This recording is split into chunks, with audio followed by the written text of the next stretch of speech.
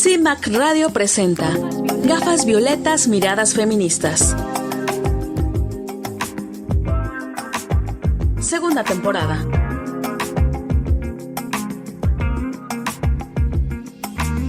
Constituyentes MX Feministas.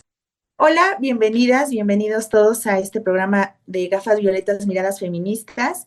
El día de hoy estoy acompañada de mi compañera y amiga Ivonne y también mi compañera y amiga Vero. Estoy muy contenta de estar nuevamente con todas ustedes aquí en su programa. Y pues el día de hoy no se pueden perder una entrevista que tenemos con la abogada Fabiola Vite. Ella forma parte de este comité de apoyo a la libertad de Kenia Hernández. Recordemos que Kenia es prácticamente pues una presa política. Entonces va a estar muy interesante la entrevista porque nos va a contar prácticamente desde la historia de por qué Kenia está ahí, cuáles son las luchas que Kenia ha defendido y que ella pues se encuentra firme y digna, ¿no? Hasta el final. Entonces, no se la pierdan, está muy interesante y pues sigamos apoyando también desde donde podamos, nuestras redes, qué sé yo, esta lucha por la libertad de Kenia. Hola compañeras, hola Ivonne, hola Vero. Hola Mirna, Vero, muchas gracias por estar en esta transmisión, a todas las que nos están escuchando, nos están viendo a través de las páginas de Facebook. Fíjate que la entrevista con la abogada de Kenia a mí me dejó pensando en que a veces nos dejamos llevar como con la idea de que vamos avanzando, que vamos pues superando muchos obstáculos y cada vez es menos necesaria la intervención de las defensoras de los derechos humanos, pero cuando observamos que aún hoy existen casos como el de Kenia, que son mujeres que se han dedicado a cuidar a otras mujeres, a cuidar el patrimonio, a cuidar el medio ambiente, que son activistas y que terminan en la cárcel de forma pues injusta, arbitraria, tratando de pues prácticamente negarles su propio desarrollo, quitándoles la vida, ¿no? Nos deja o nos hace reflexionar en que no, que la lucha sigue, compañeras, y aunque no queremos ocupar este lenguaje bélico, pues tenemos que continuar pues tirando este patriarcado que nos mantiene presas, ¿no? Vero. Hola, hola Ivette, hola Ivonne, qué gusto estar con ustedes compartiendo este espacio. Y en efecto, esto que acabas de comentar me hace pensar en que hay una situación de desigualdad contra las mujeres, ¿no? Normalmente yo estaba, a lo largo de esa entrevista y otros casos que hemos visto sobre mujeres que también han padecido pues detenciones de una forma pues muy violenta y que además atentan contra su integridad como personas, como seres humanos, ¿no? Es contra las mujeres. Yo pensaba, bueno, hay muchos hombres que han cometido delitos tremendos realmente, delitos incluso pues, homicidios, cosas de ese tamaño, y no tienen los castigos de esa forma, no se les trata tan mal, ¿no? No se les maneja de una forma arbitraria, la justicia cuesta mucho trabajo para las mujeres que llegue realmente hasta donde ellas están, y si no es, como tú dices, por estas defensoras de los derechos humanos, por estas mujeres que también se abocan a defender a otras mujeres, pues yo creo que de estos casos no nos enteraríamos de muchos y muchas mujeres seguirían en la cárcel. ¿Cuántas mujeres pues lo sabemos, los casos de mujeres por abortos involuntarios en algunos estados todavía siguen presas, ¿no? No se les da esta oportunidad de libertad cuando que se les trata como si fueran las peores criminales y así, muchos casos más podríamos hablar. Y aprovecho este espacio nada más para hacer mención que le mandamos nuestra solidaridad y nuestro apoyo a nuestra compañera periodista Dora Villalobos de Chihuahua, porque también precisamente por este tomarse en serio la libertad de expresión y hablar públicamente de temas que atañen a la sociedad, pues está siendo amenazada. Entonces, desde este espacio le mandamos un abrazo, Sororo, y esperemos que pues salga adelante de esta situación de amenazas y de violencia contra ella. Las constituyentes marcamos precedentes. Cuauhtémoc Blanco, un exfutbolista que se convirtió en político, que fue muy popular para llegar a ser gobernador del estado de Morelos debido a esta fama que traía como futbolista, que no fue de los mejores evaluados por la ciudadanía, ahora es diputado y pues se encuentra metido en una situación bastante complicada por una denuncia de abuso sexual en contra de él, una denuncia sobre intento de violación por parte de una pariente muy cercana.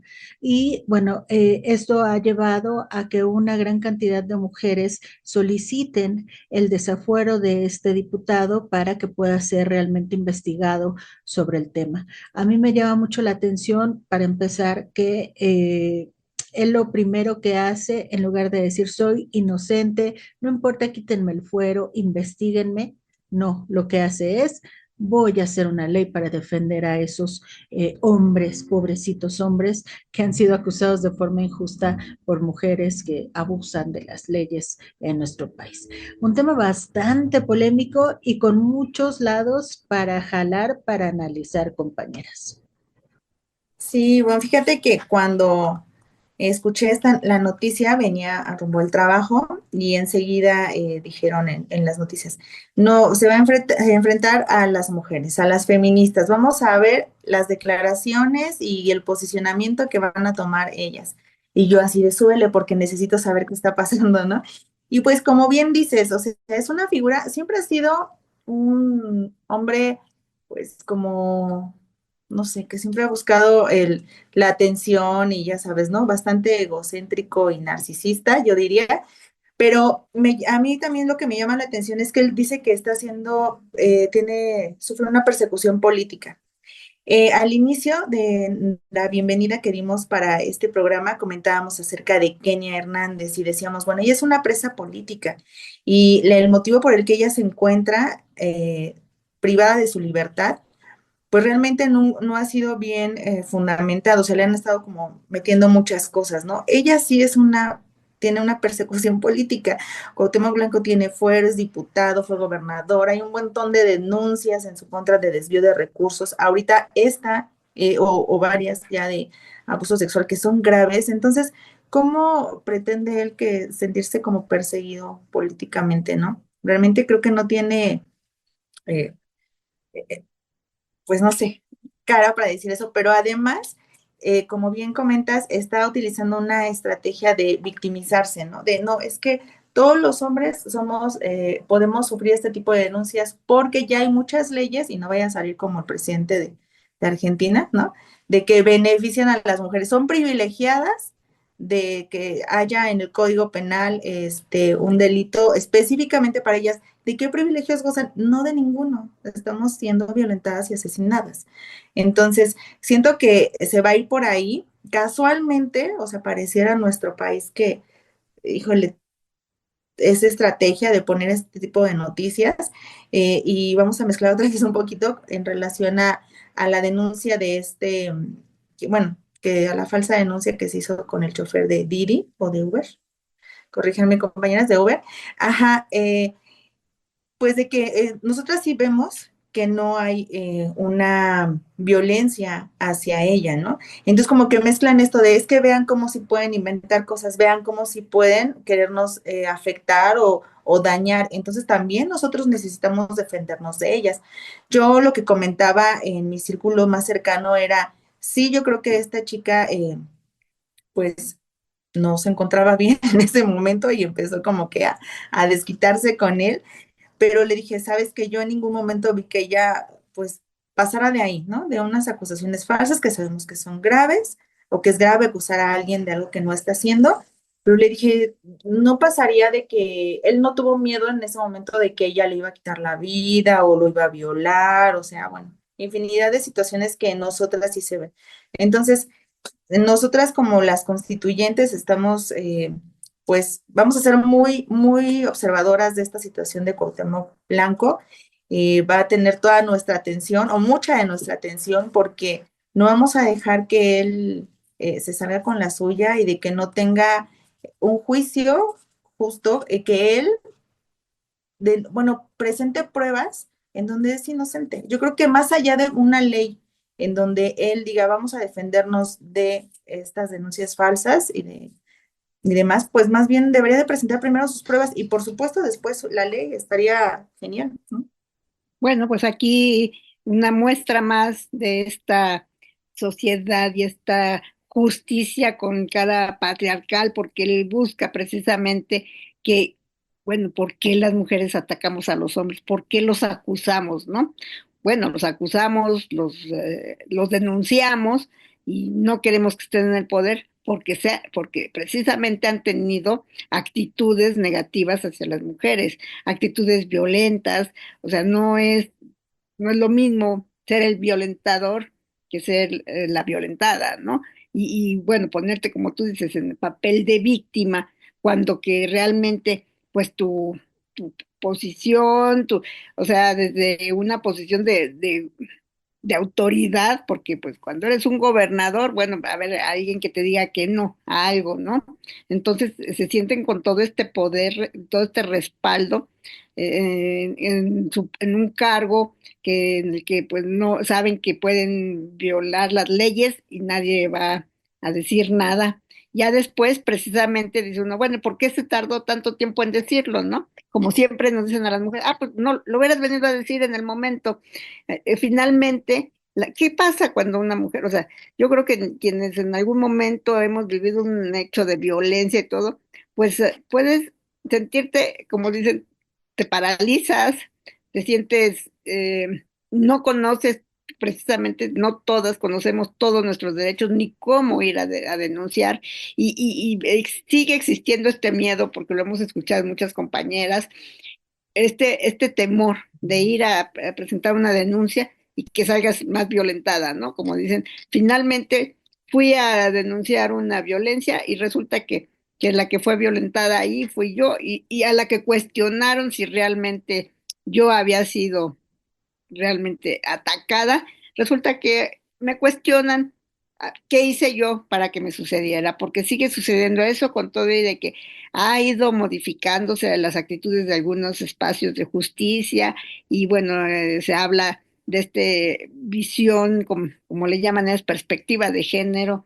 en el que, bueno, se ha tratado de que no se vuelva a revictimizar a las víctimas, pero finalmente estas cuestiones que se han hecho públicas y que están en el espacio de los medios, en todo esto, nos damos cuenta otra vez que estas personas que tienen el poder en algún momento de su vida o lo siguen perpetuando en diferentes cargos, pues seguirán portándose de forma violenta y seguirán poniéndose en el lugar de la víctima, ¿no? Ahora quieren defenderse los hombres de las mujeres, cuando que pues ellos tienen acá todas las herramientas y todo el respaldo de una sociedad completamente patriarcal, machista, ¿no? Todavía dijeron, bueno, patriarcal, pero aparte súmale machista, pues entonces, ¿de qué se quieren defender? ¿No? Quedamos así. Claro, y no olvidar que durante mucho tiempo se ha creado este mito de las denuncias falsas, ¿no? Desde la presidencia, el presidente Andrés Manuel López Obrador, el anterior, pues, decía que la mayoría de las denuncias de mujeres, de violencia contra las mujeres era falsa. Y en realidad es que no hay datos estadísticos. ¿Existen las denuncias falsas? Sí, sí existen. Pero el INEGI no, o sea, no tiene datos que puedan decir cuántas denuncias hay, porque es muy bajito el índice. Hay un dato que es importante a nivel mundial que maneja la ONU y estima que las denuncias falsas de violencia contra las mujeres no superan el 3%. El 3%. En España se maneja una estadística por parte de la Fiscalía General del Estado que dice que las denuncias falsas representan el 0.01%. Es decir, en realidad es mínimo, pero cuando una denuncia falsa surge, lo primero que tiene como consecuencia directa es minimizar quitarle crédito a todas las demás denuncias que son reales. O sea, miles y miles de denuncias de casos reales de violencia en contra de las mujeres pierden valor porque una mujer que no tiene derecho, por supuesto, a hacerle mal a alguien, pero en ese momento lo decidió así y eso repercute directamente en la percepción de las personas y deciden no creer en las víctimas. Entonces, es una cosa bien complicada que yo pues solo les llamaría a la reflexión sobre esto para que no caigamos en ello. Y lo de Cuauhtémoc se tiene que investigar y hacer a un lado las cuestiones políticas, nada de partidos. Ahí se está hablando de un delito, que se fije bien el foco de lo importante en estos temas. Hacemos una breve pausa. Estamos en Gafas Violetas, Miradas Feministas. Presentamos en la Cámara de Diputados y Diputadas a entregar las más de 5,800 firmas electrónicas que recabamos para solicitar el desafuero del exgobernador, hoy diputado federal plurinominal Cuauhtémoc Blanco. Vamos a hacer valer la 3 de 3. Por parte de la Jucopo nos recibió Morena, Acción Nacional, Movimiento Ciudadano, el Revolucionario Institucional, además de la Comisión de Igualdad y la Comisión Jurisdiccional. Esta última es muy importante, ya que en esta comisión recae la instalación de la sección instructora, quien procesará o no el juicio de revisión para la destitución de este agresor. Ningún agresor en el poder. Regresamos a seguir tirando al patriarcado. Constituyentes MX Feministas. Hoy me da muchísimo gusto saludar a Fabiola Vite. Ella es abogada de Kenia Hernández, una defensora de derechos humanos que lleva ya prácticamente 5 años encerrada por alrededor de 10 cargos que le están imputando. Ella es defensora de derechos humanos, ella es indígena y estamos en este momento en un proceso donde ella puede ver una posibilidad de que su situación jurídica cambie, pero qué mejor que darle la bienvenida a Fabiola y que ella nos explique cuál es la situación actual con Kenia. Me gustaría que nos dijeras cómo está ella después de todos estos años que lleva encerrada, cómo se siente anímicamente, cómo se encuentra y qué tanto, pues se podría decir que está animada con las nuevas modificaciones que se están dando al respecto de su caso. Kenia es una mujer muy fuerte, tiene un poder de resiliencia bastante importante, que la ha mantenido firme en sus convicciones durante todos estos años.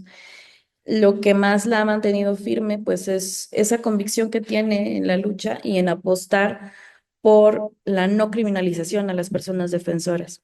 De ahí que ella, en esta convicción que tiene de que no cometió un delito, pues ha sido firme en soportar la prisión. Por supuesto, no ha sido fácil, ha tenido momentos malos y muy malos, iniciando por la distancia que tiene con sus 2 hijos menores, uno de 12 años y otro de 8 años, 9 años. Y pues claro que eso es de lo que más la tiene acongojada.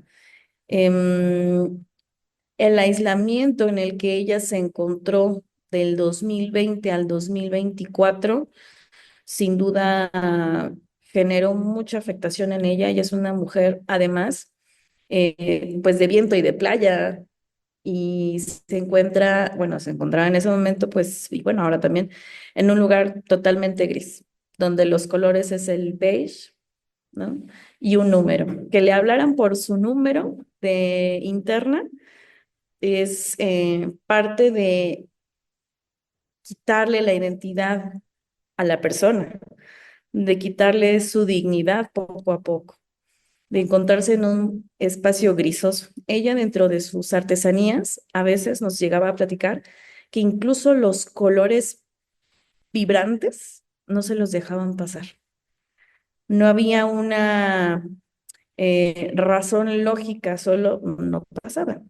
¿Eso qué significa? Que, pues claro que hay una forma en la que se manejan estos penales donde se va opacando el mundo hasta que se torne gris y la dignidad se pierda. Sin embargo, Kenia, el amor que tiene por sus hijos es la que la ha traído a flote y la que la hace seguir luchando por su libertad. Yo diría que ella se encuentra no en su mejor momento, pero firme en que lo que está haciendo es lo correcto. Qué interesante platicar contigo acerca de Kenia porque pues las compañeras que estamos en este momento, en esta charla, estamos convencidas de que Kenia no cometió ningún delito y que se trata todo esto pues de una estrategia, ¿no? Que hizo el gobierno para pues como amedrentar a todo aquel y aquella que quiera ser activista por los derechos humanos.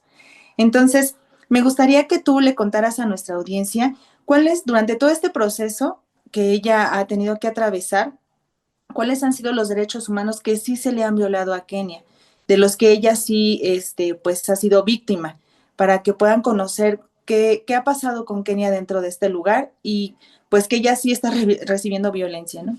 Inicia la violación de derechos humanos en su contra cuando ella se vuelve una mujer defensora de derechos humanos. En ese momento, ella empieza a vivir una persecución de parte del gobierno del estado. A uno de sus compañeros lo desaparecen y entonces ella empieza a buscarlo y a generar acciones de movilización para encontrarlo.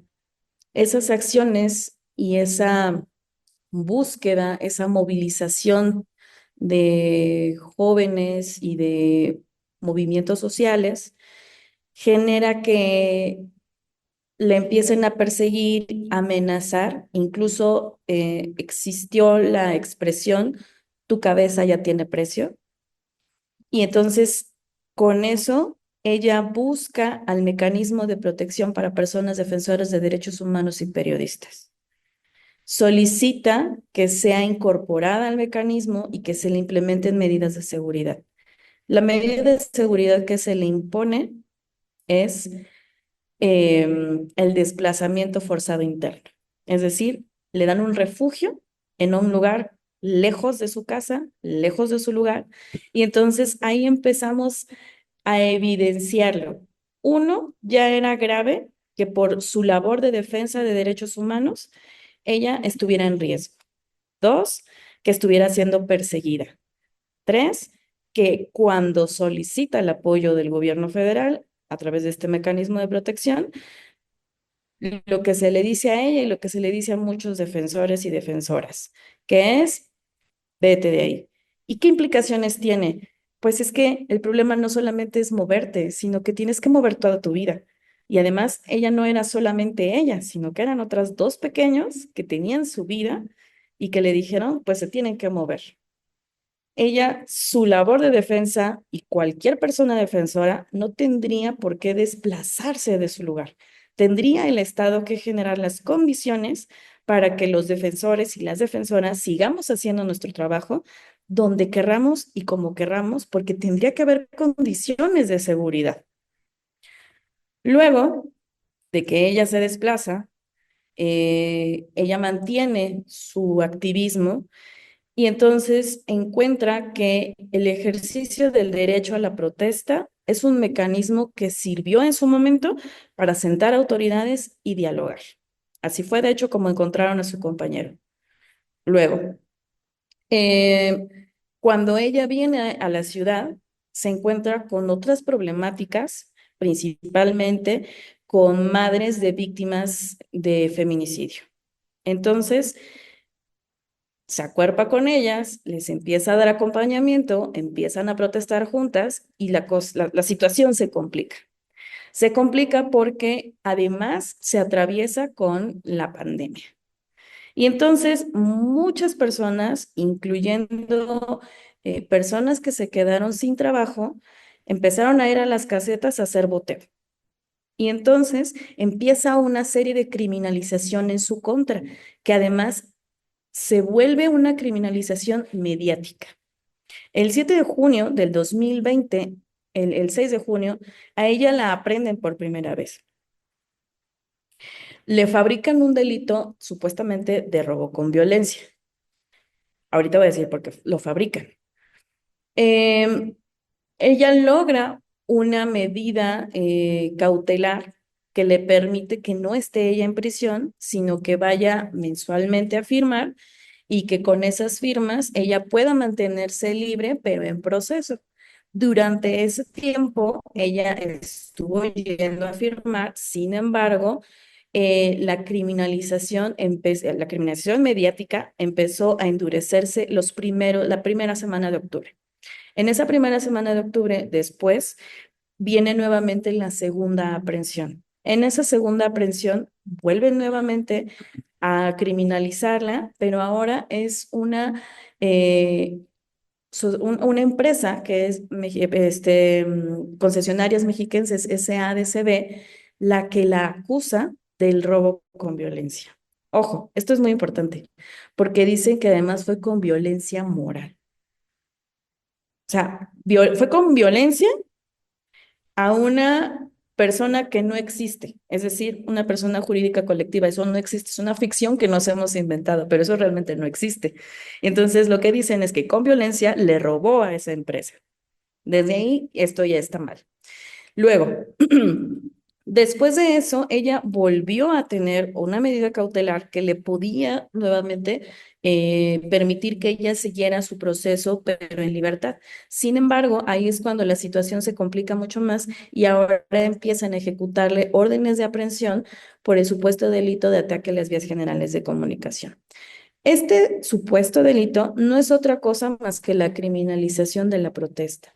Ahí vemos otro derecho violado. O sea, ya no nada más es el hostigamiento, sino ya es claramente la tipificación de un delito que no es delito y que insistiremos mucho las personas defensoras en decir es el derecho a la protesta.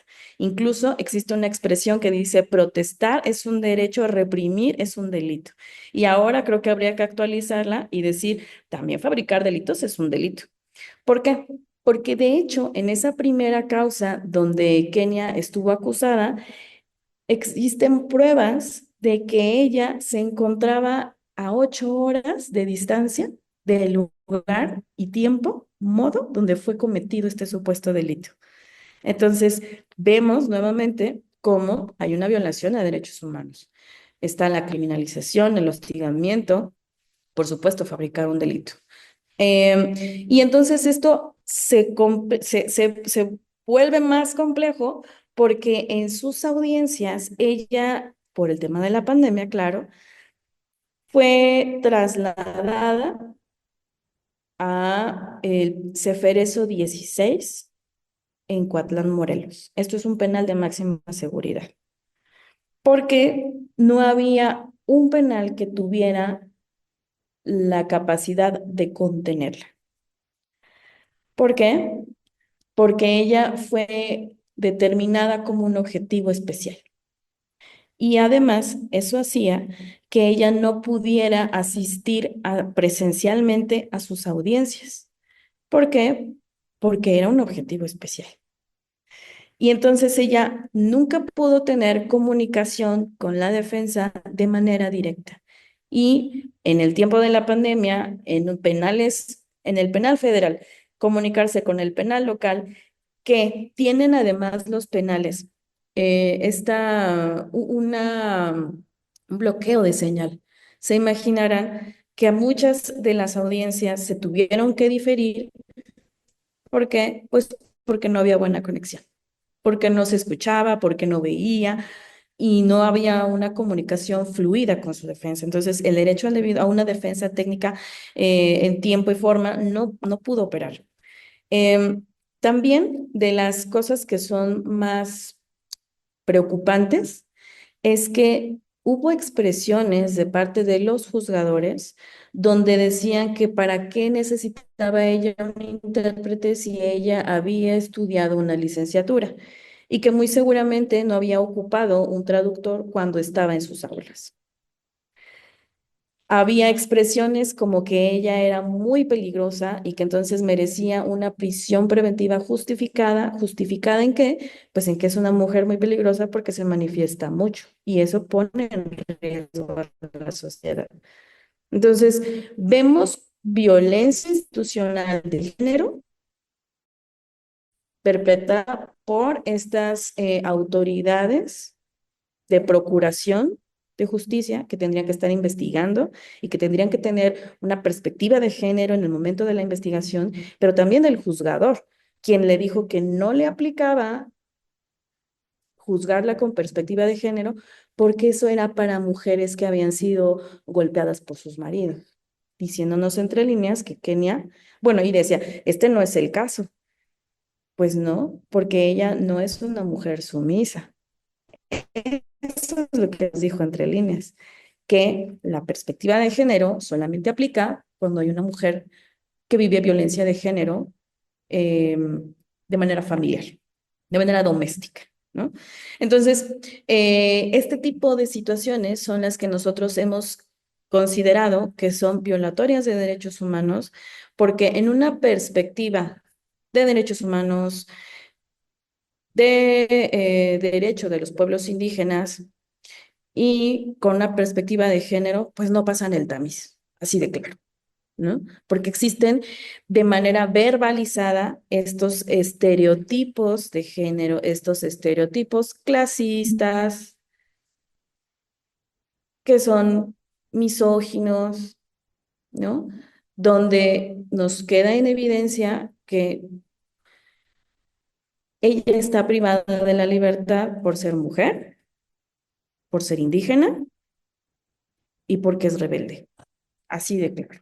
Hacemos una breve pausa. Estamos en Gafas Violetas, Miradas Feministas. Regresamos a seguir tirando al patriarcado. Constituyentes MX Feministas.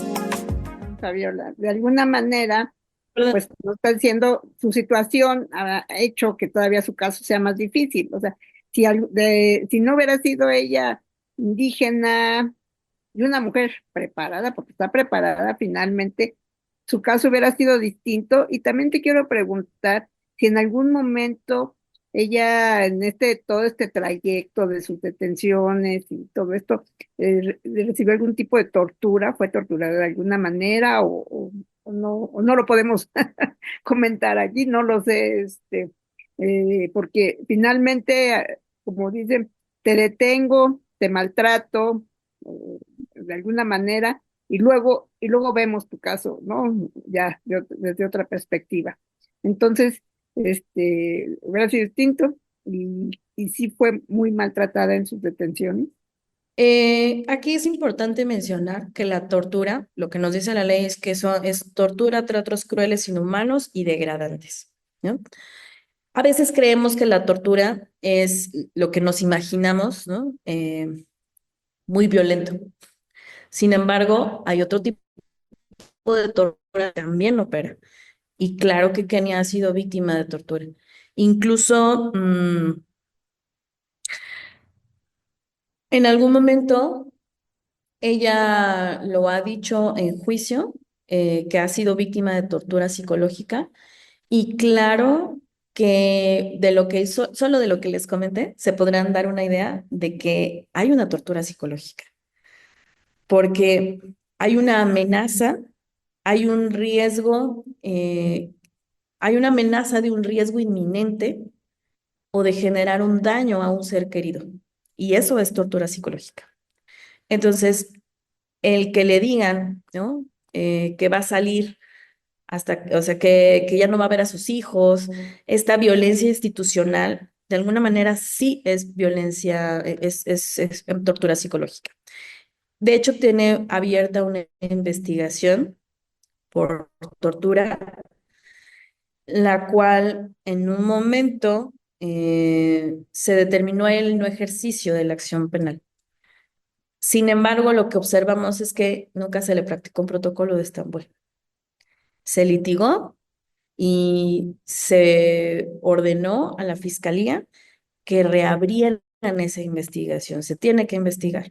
Por supuesto, no ha habido avance, pero sostenemos firmemente que Kenia ha sido víctima de tortura psicológica. Y por supuesto, en las detenciones de las que fue víctima, hubo tratos crueles, inhumanos y degradantes, además de que fueron detenciones arbitrarias. ¿Por qué? Porque en su momento no le fue explicado el motivo de la detención. Incluso en la segunda detención, ella en algún momento pensó que la iban a desaparecer. ¿Por qué? porque las personas que la detuvieron no llevaban una insignia, no llevaban eh, una forma de determinar qué autoridad era la que la estaba deteniendo. Por supuesto que hubo tratos crueles al momento de subirla a la patrulla y después de algunas horas le insinuaron que estaba siendo trasladada por una detención, pero en realidad no deben hacer así las detenciones. Al momento de la detención tienes que tener la claridad de qué autoridad es la que te está deteniendo, la razón por la que te está deteniendo y cuáles son tus derechos. Estaba leyendo dentro de las últimas informaciones que se han dado a conocer sobre el caso que hay la posibilidad de que llegue a un acuerdo con CAFUPE, que según entiendo es una de las entidades que está sosteniendo una demanda en contra de ella. Y también vi que que enviaron una carta a la presidenta Claudia Sheinbaum y quisiera saber si ya les dio alguna respuesta ella o alguna de pues las integrantes de su gabinete. Desde el Comité por la Libertad para Kenia Hernández se publicó una carta donde concretamente lo que solicitamos es que se llegue a un acuerdo reparatorio que permita que Kenia obtenga su libertad. Y al respecto no hemos recibido todavía una respuesta. Sin embargo, lo que ha pasado y que justo nos llama a que observemos el tema es que recientemente, después de que mandamos la carta, en una de las audiencias que ya tenía programada, la Caminos y Puentes Federales, que es la que viene siendo la víctima en todas las carpetas federales donde se le acusa del delito de ataque a las vías generales de comunicación, eh, mostró su intención de llegar a un acuerdo reparatorio, de tal manera que la Fiscalía derivó ya el asunto al órgano especializado de mecanismos alternativos para la solución de controversias. Entonces, este órgano especializado lo que hace es buscar que se llegue a un acuerdo, un plan de reparación, donde no tengan que llegar a un juicio, sino que se pueda resolver previamente y con de otra forma. Entonces, esto significaría que Kenia no tendría que entrar a juicio, sino que buscarían un diálogo con la víctima, que en este caso es Capufe, llegarían a algún acuerdo y eso podría ponerle fin a las acusaciones que hay en su contra a nivel federal por este delito. Fabiola, me sorprende tantas cosas de todo lo que nos estás platicando. O sea, primeramente digo, yo soy vecina de aquí del municipio de Catepec y pues en diciembre fueron tomadas las casetas, las autopistas y no hubo mayor problema, ¿no? Creo que sí, definitivamente se trata un, de, de una acusación pues que lleva toda la misoginia impregnada, ¿no? Porque pues aquí se protestaron hombres, mujeres, pero pues digo, en su mayoría fueron hombres y no hubo un solo detenido ni nada, o sea, nada, y digo, también estaban boteando y pidiendo dinero y pues, entonces definitivamente Kenia sí está detenida de forma injusta, pero me sorprende mucho todavía que ella no solamente, bueno, vi una nota, ¿no? Que ella no solo está pidiendo que se revise su situación, que ella es una mujer presa política, ¿no? Sino también está pidiendo a la presidenta que revise los casos de todas las personas o las mujeres que están detenidas de manera, que son inocentes. Entonces, Kenia no descansa, o sea, sigue en una situación de defensa, no solamente por ella, sino ahora donde se encuentra ella, quizás le ha dado oportunidad de conocer, obviamente, a más mujeres que estén presas de su libertad, detenidas, ¿no? Y que no sean realmente culpables. ¿Tú has tenido oportunidad de platicar con ella, de conocerla un poquito más, de ver cómo se va involucrando quizás en otros asuntos desde dentro del penal en donde se encuentra? El Poder Judicial en lo federal. Al momento de vincularla a proceso, nos llama mucho la atención que en ese momento sí parecía bueno, ha parecido un gran delito, ¿no? Lo que ella ha hecho, protestar en las casetas. Sin embargo, cuando fue el paro del Poder Judicial, casualmente estuvieron en la misma caseta donde ella se manifestaba. En ese momento no fue delito. En ese momento sí era ejercer un derecho. Eso nos llama mucho la atención y creo que tendría que haber también congruencia de parte de quienes imparten justicia y que posiblemente y muy seguramente estuvieron en esa caseta o se estuvieron manifestando o apoyaron que otras personas sí, pues de su comunidad se manifestara y que fue muy garante y en ese momento no fue delito, pues estarían llamados a la congruencia, ¿no? Y darse cuenta que Kenia lo único que estaba haciendo era defender un derecho, ejercer su derecho a la protesta. Y paso a lo segundo que compartías. En estos años que hemos podido conocer a Kenia, lo que hemos visto es que ella siempre ha tenido una apuesta por la organización. Previamente, y así nos explicamos cómo es que terminó donde está, es porque ella movilizaba a mucha gente. Ella, en el contexto donde ella estaba, en el contexto de la costa en Guerrero, pues hay una cantidad de problemáticas que a ella, por supuesto que no le eran ajenas. Y entonces, ¿qué hacía ella? A los jóvenes, las jóvenes, en lugar de permitir que terminaran en manos inadecuadas, decía, vámonos a limpiar las playas, vámonos a la lucha, vámonos a defender los derechos del pueblo, vámonos a buscar a los desaparecidos, vámonos a luchar por los presos políticos y politizaba a jóvenes. Era una cantidad grande de jóvenes, era al menos movilizaba de rápido 2 camiones de jóvenes que muy seguramente iban a terminar su vida pronto, porque es lo que les esperaba en ese contexto. Y ella les daba una alternativa de politizarse, de participar de los asuntos públicos. Cuando ella viene desplazada, se encuentra con otras problemáticas que tampoco le son ajenas. La violencia de género, la violencia feminicida. ¿Y qué hace? Dice, bueno, que ya no puedo hacer lo que estaba haciendo en la costa, bueno, pues entonces aquí también hay problemas, aquí también puedo apoyar. Y empieza también a dar acompañamientos a estas madres de víctimas de feminicidio. Y uno diría, bueno, en la cárcel es diferente. No, no lo es. Ella literalmente lo que nos ha dicho es que yo soy defensora aquí y en donde sea. Si yo veo una injusticia, no puedo quedarme callada.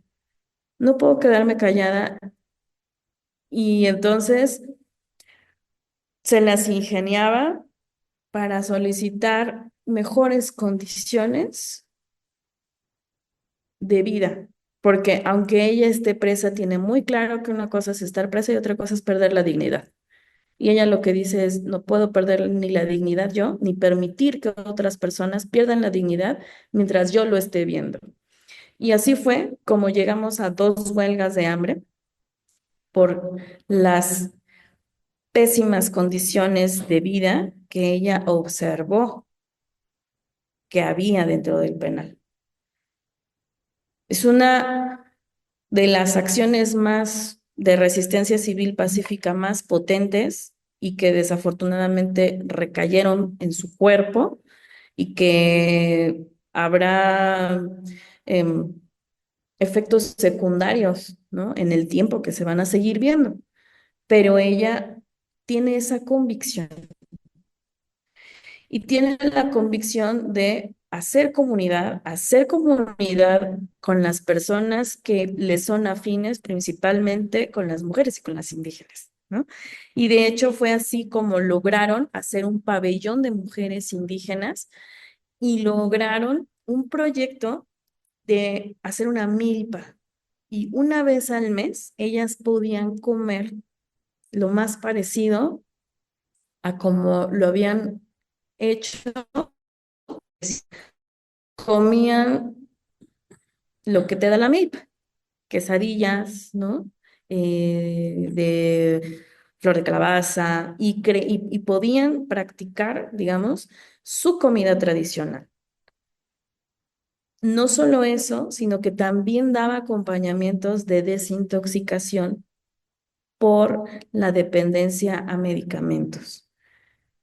Eso, imagínense, privada de la libertad. O sea, imagínense, o sea, de verdad Big Brother es una cosa de risa. Y entonces, no es, de hecho, cuando ella brincó del, ajá, de la prisión de Catepec la primera vez que estuvo presa a la segunda, ella incluso logró liberar a algunas de sus compañeras con las que estuvo sentada. ¿Por qué? Pues porque no es omisa, porque tiene muy claro que el problema de la prisión es estas dos cosas que les acabo de decir, ¿no? Entonces, ella a eso se refiere cuando dice, yo soy defensora de derechos humanos libre o no, y no puedo ser omisa a lo que está pasando a mi alrededor. Pues todo lo que nos has platicado de ella, o sea, es una mujer de lucha donde quiera que esté, ¿no? Y bueno, de todos los males, creo que como tú dices, pues está haciendo que se visibilicen también, no nada más su caso, sino el de las compañeras que están presas ahí y que requieren que alguien, pues muchas mujeres, que alguien hable por ellas o que alguien las proyecte, ¿no? Yo creo que, pues, es una cosa tremenda que esté en esa situación, que se le haya tratado de esa manera, que sea discriminada y maltratada por ser mujer, por ser indígena, tú ya lo dijiste, todas estas cosas. Pero bueno, finalmente, como dicen, es algo que también está ayudando a que otras mujeres se vean sus casos. Y bueno, ya para concluir, ¿cuál sería el mejor escenario que esperarían ustedes, no? Finalmente, a lo mejor va a cumplir unos años de condena por cuestiones así, pero ¿cuál sería ese mejor escenario que están esperando ustedes? Bien, el mejor escenario es que la CAPUFE acepte entrar a un plan integral de reparación donde las 8 causas entren dentro de este acuerdo y ella logre la libertad, ¿no? Aquí hay algo también importante. Le están queriendo, se acusa de que se dejó de percibir aproximadamente 560,000 pesos por sus protestas, ¿no? Entonces, también parte del mejor escenario es que quede claro que es el ejercicio del derecho a la protesta. Y por lo tanto, pueda haber este acuerdo reparatorio y que también los amparos que tendrían que proceder en el Estado de México por las sentencias condenatorias, que sea lo mismo, que sea la claridad de que no existe el delito de robo con violencia porque no hubo ni tiempo, ni modo, ni lugar, sino que esto atiende a una política de criminalización a una persona defensora, a una mujer indígena defensora. Ese es el mejor escenario para que ella pueda, pues, regresar con sus niños. Fabiola, pues te agradecemos mucho estos minutos, te mandamos un fuerte abrazo, ojalá pudieras hacerlo extensivo a Kenia y pues esperamos que tengamos pronto una buena noticia que nos puedan compartir al respecto de esto que nos estás comentando y por supuesto que los micrófonos del programa quedan abiertos para que nos puedas seguir pasando información y podamos difundirla, sobre todo hacerla llegar a las personas correctas, ¿no? Que las personas del gobierno, de las instituciones de justicia, que sepan que estamos sabiendo bien qué es lo que está ocurriendo sobre el caso y que vamos a seguir difundiendo la información sobre lo que ocurre alrededor de Kenia. Muchísimas gracias. Regresamos a seguir tirando el patriarcado. Constituyentes MX Feministas. Bueno, pues esperamos que nuevamente haya sido de su agrado este programa que tuvimos el día de hoy, que estén atentas, atentos, pero sobre todo atentas a cómo se va a desarrollar toda esta estrategia de los abogados en defensa de el señor Cuauhtémoc Blanco, y también estén atentas de todas las acciones que nosotras, las feministas y nosotras las constituyentes, vamos a estar generando y proponiendo para que se lleve a cabo este juicio. Y pues, como bien comentaba Ivonne en un principio del programa, es muy fácil desestimar la declaración de una víctima y decir que pues no era cierto, ¿no? Pero ojalá que así como se dieron cuenta de que pues sí podemos nosotras caer en errores y podemos tener pues no sé, estos lapsos, pero también hay cosas que no se denuncian tan fácilmente. Una violación, una situación de acoso, así tan simple, nos cuesta mucho trabajo decirlo. Pueden pasar años para que podamos compartir cualquier experiencia de este tipo. Entonces, ojalá la sociedad en general pudieran ser más consecuentes con esta situación, que no es nada fácil tomar esa decisión y el valor, y menos aún cuando hay alguien que lo respalda todo el poder, ¿no? Entonces, bueno, pues estén atentas de qué vamos a hacer. Nos despedimos, Ivonne, Vero. Gracias, Ivette. Gracias, Vero. Muchísimas gracias a usted por habernos acompañado en esta transmisión de Gafas Violetas. Siempre les insistimos, mándenos sus comentarios a través de nuestras redes sociales, las de la CIMAC Radio y también, por supuesto, las de las Constituyentes MX Feministas. Vero, muchas gracias. Gracias compañeras por esta hora de reflexión, esta hora de conversar sobre los temas que nos atañen a nosotras, y sobre todo nos quedamos esperando esta resolución, ¿no? Porque, bueno, ahorita es uno, pero han sido muchos los que están muchas víctimas de otros que son abusadores, que están en el poder y que no pueden seguir ahí, ¿no? Precisamente tenemos nuestra 3 de 3 para eso. Y voy a concluir con la frase de esta semana que dice: si una feminista es alguien que piensa que el género es en gran medida una construcción social y que nada justifica el dominio social de un género sobre el otro, entonces soy feminista. Ella, la autora es Úrsula K. Le Guin, y es autora, es una autora estadounidense que ha hecho grandes aportaciones a la literatura de ciencia ficción y de la fantasía. Entonces, bueno, pero esta frase no es fantasía. Realmente las feministas estamos en contra de este constructo social que es precisamente esta idea de género que nos han impuesto y con estos roles que nos han impuesto.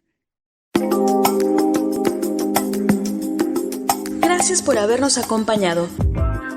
Gafas Violetas, Miradas Feministas. Segunda temporada. Constituyentes MX Feministas.